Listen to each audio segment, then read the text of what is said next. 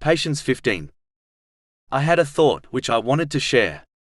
When one observes the suffering of people around the world, especially Muslims who believe in Allah, the Exalted, they may question the lack of divine aid based on outward appearances.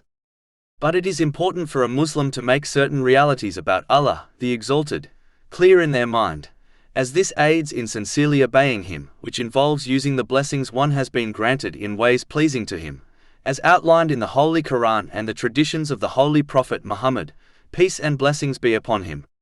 One of these realities is that divine help does not occur according to the way people often expect or desire.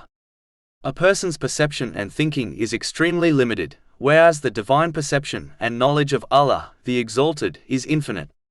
He therefore decrees things, such as His help for those being oppressed, according to His plan and method, which takes into consideration things which are beyond human perception and understanding, to ensure the best thing occurs for the people involved.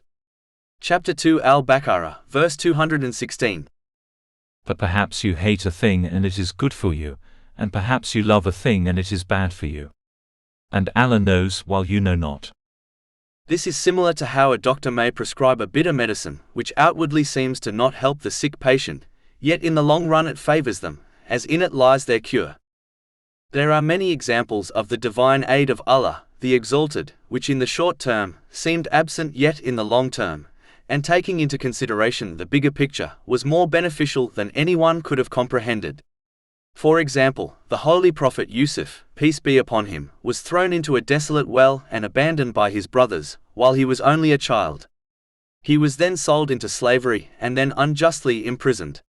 Any person observing what occurred to him would believe that the help of Allah, the Exalted, was completely absent from him. Yet, in the long run these events ensured that the Holy Prophet Yusuf, peace be upon him, would become the finance minister of Egypt, which allowed him to prevent the deaths of millions through a great famine which occurred in his time. So in reality, the help of Allah, the Exalted, was never absent from him, or the general population at all.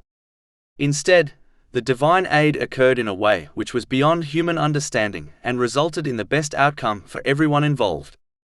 Therefore, the help of Allah, the Exalted, does not often come in a way which is obvious nor according to the desires and expectations of people, as this would not result in the best outcome for those involved.